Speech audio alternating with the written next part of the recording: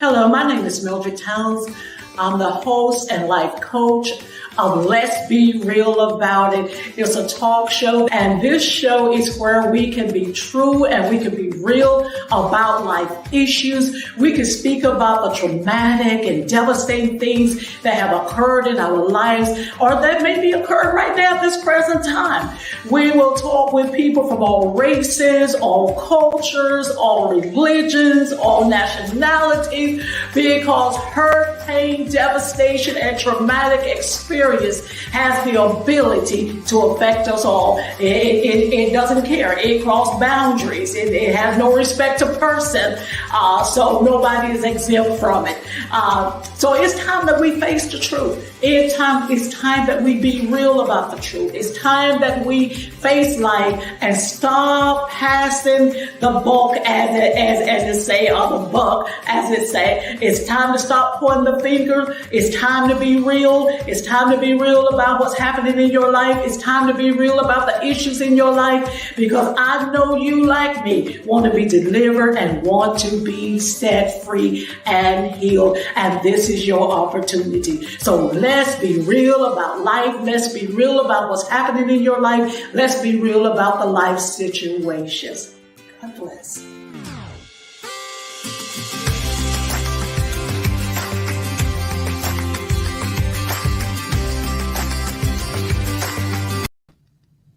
Hello and welcome to Let's Be Real About It, where we're real about real life issues. I am your host, Mildred Towns. Our disclaimer is that this is a no holds barred zone. Therefore, some of the contents of the show may be offensive to some, but that is not the intent of the show. I want to introduce my book to you, Truth, My Closet Secrets Revealed.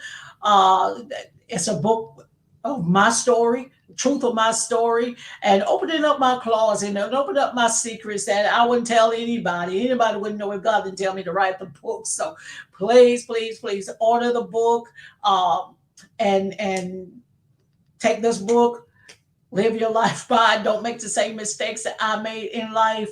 And also my brochure. Anybody who's contemplating right now having an abortion, please read this before your final decision. Hear me a cry from the womb. Please, please, please. You can send me an email to iheartministries@gmail.com, or you can IM me on Facebook, and I will send you the information on how to order the book, the brochure and the book. So I want to give special thanks to our sponsor, J&K Style Grill. What up, y'all? It's your boy back on stage. We here at J&K Style and Grill with my main man. J&K Style Grill, home of the original waffle burger, stuffed wings, and Philly steak egg rolls. The food was amazing, man. I'm talking about collard green stuffed chicken, mac and cheese stuffed chicken, waffle burger with the special sauce. With the special sauce. Come on, man. What are you doing if you ain't eating here? You're wasting your life. Pull up. J&K Style Grill, you can copy the style, but never the spec. We got it. We got it. And I want to say to any time that you're in the Virginia Beach area, please stop by J&K Style Grill. Got 2 locations in the Virginia Beach area. And also, I would like for you to consider sending a love offering to I Heart Ministries. Let's be real about it. If the show has been a blessing to you, you can send it to $ Mildred Towns if the show has truly been a blessing to you. I want to welcome you back to part 2. Let's be real about it. I'm excited about my guest tonight, Brandy White. I want to welcome you back, Brandy, for part 2. Hi. Hi. And the topic tonight is I am not my past. I am who I am because of my past. Elaborate on that. How did you come up with that topic? I am not my past. I am who I am because of my past. Because what didn't kill me in my past made me stronger. All my hurts and pains and all my baggage and all my wounds made me the woman that I am today, because it gave me the strength and the courage to keep going through it all. That's why I'm here today to share with you. Amen. I am not my past. I am who I am because of my past. Now that's something that you can take and you can run with.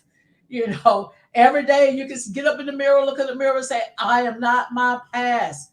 I am who I am because of my past. Everything that happened in my past, it have made me be the woman that I am today, that I'm standing looking in that mirror. That's a declaration for everyday living. Everyday Yeah. living. So tell us about your book, Survivors of a Generation Unheard. So tell us about that. In the book, it tells the story of me being a teen mom. It tells the story of my first marriage. It tells the story of the abuse I had in that marriage. It tells the story, because of that, me having a nervous breakdown. It tells the story. You have to get the book to read the story, to know the story, so you can understand the glory behind the story. Yeah. So go ahead and introduce yourself. My name is Brandy Broward-White. I'm the mother of five. I'm married, been married, be going on 15 years this July. Three grandchildren. I'm in the dental field. I love dentistry. I love it. I love it. So that's me. Okay. Now, you stated in your book that your first marital fight, you got married in your 20s. Uh, Mhm. and you had stated before we went off the air that this can't be the same man. So you got married in your 20s and y'all had your first fight.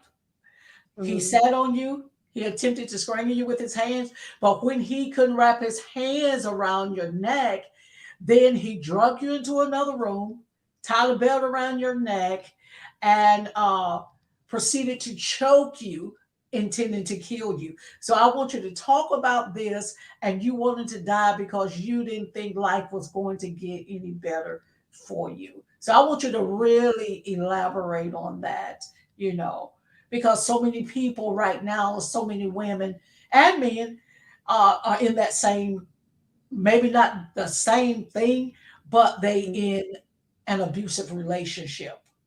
And so they need Mhm. to know how you came out. Okay, can I back it up a little bit that get led up to that part? You can. Okay. Um, I was trying to get out the marriage because when we took one trip to New York one time from here, we got pulled over by the cops halfway back to Virginia, and I had my son and the daughter in the car in the back seat with me. That scared me straight. That was my wake up call. So you know how they had the scared straight thing? That was Brandy's scared straight right there. I Mm-hmm. knew that that was not the lifestyle I wanted. I knew I did not want to go to jail. I knew I did not want my kids to be in a system or raised by family members or whatever. That was my time right there. I knew I didn't want it anymore. That was not the lifestyle I wanted. That was not the lifestyle I wanted my son and daughter to be accustomed to, or whatever the case may be. So I tried to get out of the marriage, and before it led up to that physical altercation that day, it started with that verbal abuse, and people don't sometimes don't connect domestic violence to verbal. You know what I'm saying? It started with the verbal, it started with the mental abuse, and then the physical. You know, so tried to get out and everything, and then he would say little stuff. Can't remember the stuff that he used to say. Started with him cheating, and he was already on drugs, and I didn't know it. He hid it very well, and towards the end, when I started bringing, like then I knew that he was on it. The cheating, the lying, and everything. And then I don't know what started that altercation that day that led up to that fight that day, but I never forget. We had the argument. We was in the living room. Somehow he got me on the floor, and he sat on top of me, and he put his hands around me, and he was beginning to strangle me. So when I was still moving and everything, and he felt like that wasn't enough, he dragged me from the living room to the bedroom, and that's when he tried to wrap the belt around me. And he got the belt around me, but that didn't work because that same son that I mentioned before that I gave birth to as a teen mom, that same son saved his mom's life that day. Because had my son not saved his mom life that day, my son and my daughter probably would have came home to their mom deceased, laying in there on the floor. My son was at the playground playing, and him and a little boy got in a fight that day. And the little boy dad came to knock on the door, and I heard the knocks. But this knocks the knocks got louder and louder, and that what caused him to stop because of those knocks. Because my son got in a fight at the playground, saved his mom life that day, and he didn't have to come home to find his mom laying in there dead. The same son that I gave birth to at 16, the same son that I struggled with in high school and made it through high school with, my baby boy saved his mom life that day. I tell you, girl, we serve an awesome God. He brings divine intervention because you know what? Because God had a plan for your life, and it was not your time to go. It wasn't your time to go. So thank God for divine intervention. So when the man knocked on the door, what could because I know that your husband at that time or whoever went to the door had to be kind of out of breath or had a probably a crazy look on his face. Or so, what did the neighbors say? He just said that there was a fight. He was just describing the fight at the playground because when he got up, somehow I rolled over and I crawled. I crawled towards the living room, and he opened the door. So, could the neighbor tell maybe y'all been in a fight I or I cannot. something? I can't recall that. I can't recall. Now you mentioned that you went to work and you had to wear that as though you was wearing a necklace. Talk about that and talk about Yeah. some of the reactions that your coworkers uh, gave you. Yes. I had to go to work the next day, and it was in the summertime, so it was no wearing no turtlenecks and no scarf or nothing like that. I had to wear that bruise around my neck as if it was a string of pearls, and Mm, I wore it with my head held high. Yes, I was ashamed. Yes, there was conversations, and yes, there was questions, but everybody knew. People know, but people don't be saying stuff. And I don't know. Sometimes not saying nothing. Are you condoning the abuse? You know, mhm, if you know, and not saying nothing. mhm. Conversation to the person that is being abused. I agree. I agree because what we'll do when we know that something's going on, coworkers will get amongst themselves. And they'll talk amongst themselves. One or two may come and ask, or the doctor may ask if you're working in a doctor's office, tell me what's going on, what's really going on, or something like that. But a lot of times, they'll come, they'll get in a group among themselves and they'll talk about it, Mm, instead of saying maybe how can I help? What is it that I can do? Knowing there may not be anything that they can do, you know, do you need help? Do you need, be in a safe place but a lot of people just don't want to get involved in domestic violence. yeah, and not getting involved can actually do more. I mean, it'll make you feel bad in the end if something happened to the individual or something happened to the child or something, because you knew, but you didn't say Mhm. anything. You knew you didn't offer help. You knew you didn't pull the person to the side and have a conversation with them, whether it was a woman or a man, because there are men out here that are being abused by women, but men is not as open as we are as women, because Mhm. I don't know why, because I'm not a man. I don't know why they don't share, but there are men that are abused. True. There are men that are abused, that are truly abused by their wives, talk to, like they ain't nothing, put down so little, by their wives. And so, like you say, it start with that verbal abuse. And some of them go as far as truly the physical abuse, you know, uh, with men. But like you say, you rarely hear men talk about I'm being abused by my wife because it's a man thing, and they don't want to talk about it. But they need to open their mouth and talk about it too. Yeah. Yep. And so if this wasn't enough, what he tried to do uh to you by the strangulation, trying to strangle you. And that wasn't enough. You guys go to New York to what seemed to be a regular routine visit to his family. But when he gets there, he takes you to a voodoo doctor. So talk about that. Yeah, I don't know what he was thinking. I've never been to one of those places a day in my life. I only seen those things on TV or whatever the case may be. But at we went there. It was a weird looking house. So it was my ex-husband and I, his friend, and the voodoo guy. We was in this house and it was looking strange to me. So I went back to the car, but they stayed there. And then sometime later, my ex-husband and the voodoo man came out and he got in the car and he took us to this building. This white, I remember it was a white building. It was like a, looked like it could have been a warehouse or something. That's how big it was in there. You know what I'm saying? It had all this weird stuff in there, whatever the case may be. And the three of us just walking around in there looking, I was like, what in the world? Why am I in here? What is going on in here? You know? And that was that time in my life when I'm so far from God, so far from God's grace, not praying, not talking to God and nothing. Those prayers of my mom Yes, that was Lord. going up to heaven before for God for me, you know what I'm saying? Because Yes, what he Lord. tried to do, it didn't work, you know. He did try something when we came back.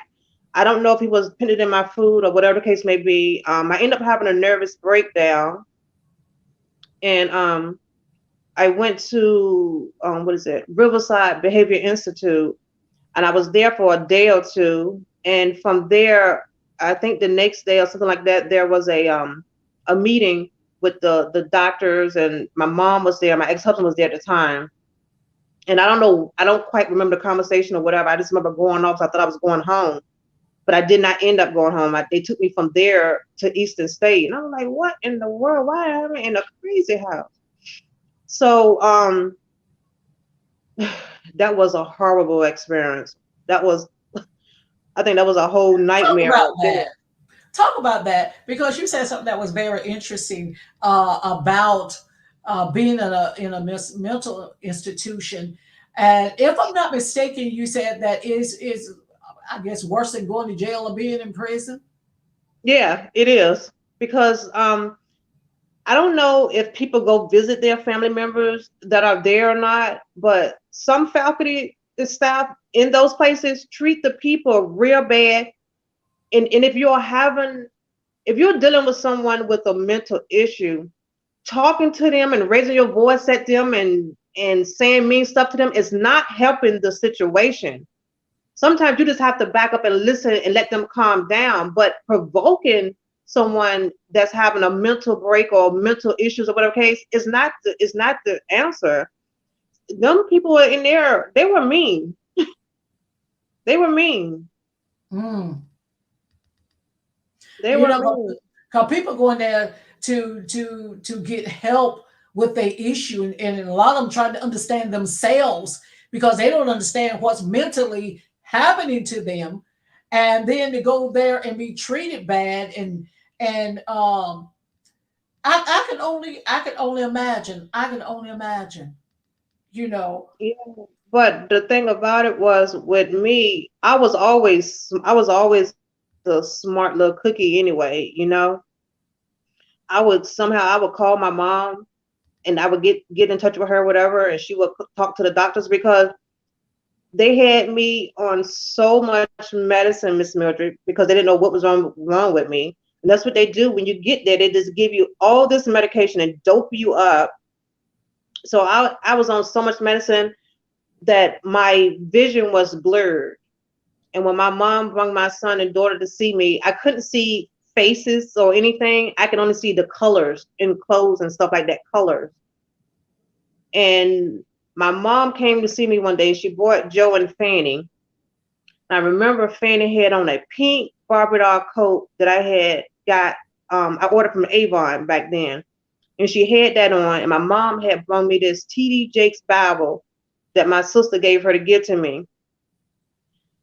And when she left, I remember going back in there, sitting in the room. I opened the Bible and I just sat there because I couldn't read the words because it was blurred. And I just sat there with the Bible open, you know? And I knew at that moment I had to talk to God. I had to talk to him. I had to. And at that deepest moment, at that darkest moment, that lowest place of my life, I called out to God and I asked him to help me. I asked him for forgiveness of all my sins, all my wrongdoings, because some choices I made, some stuff I got myself into, being hard-headed, being rebellious to my mom or whatever the case may be. But that moment, my mom had already prayed, but God needed to hear my voice. God needed to hear Brandy. So I was there all of 2 weeks. It was time for me to go home. And my doctor was a foreign doctor. And he told my mom, he said, I don't know what's going on with your daughter, but whatever it is everything to do with that husband of hers. And he did not want me to go. He was trying to keep me there, but he couldn't keep me any longer because I was doing better, whatever the case may be. He had no reason to keep me, but he did not want me to go. Wow. Wow. So what, I know you divorced him. Well, let me back. Wonder what made him want to do voodoo. Was he from New York? Not that I know of. He had family there. And this is to all women. This is what happened when you meet a guy and you just see all the glory of the outside of him and all the materialistic things, and you don't get to know the man. You don't know his past. You don't know his history. You don't know anything about him. You don't know what's deep down inside of him. That was him. That was who he was. God, do you think he had do you think that maybe somewhere in his life that maybe he had been abused or something, maybe I don't know, that would make him become so angry that he wanted to kill someone, that he would go to such a degree as one to strangle him with a belt, do voodoo on them, get you to the point, try to, if put something in your food, if in fact that was the case, to even go to that extent. And it almost makes you wonder, if he did that to you, what else did he do to other women before you? I can only It raises that question. What happened to some of the women before you?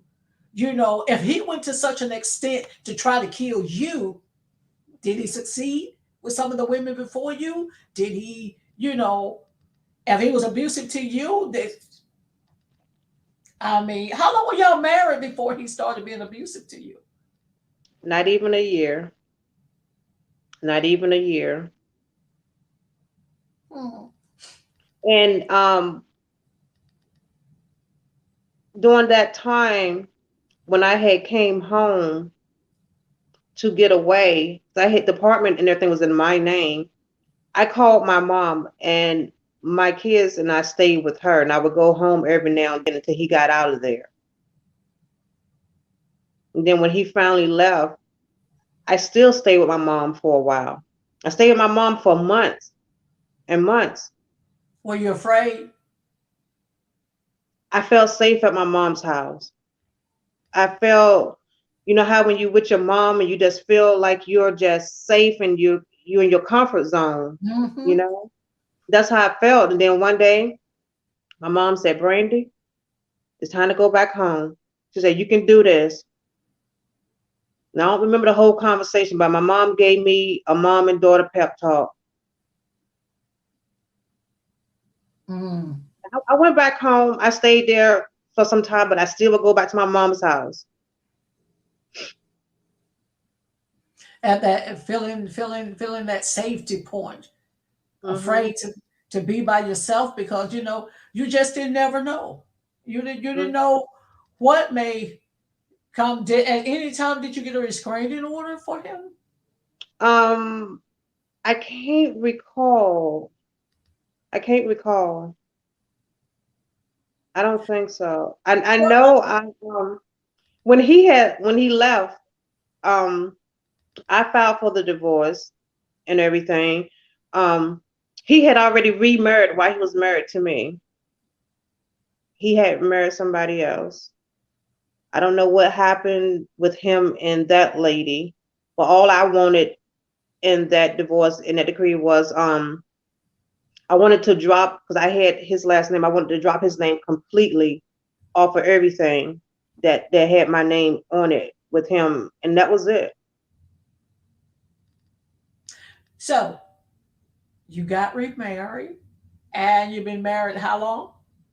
It'll be 15 years in July.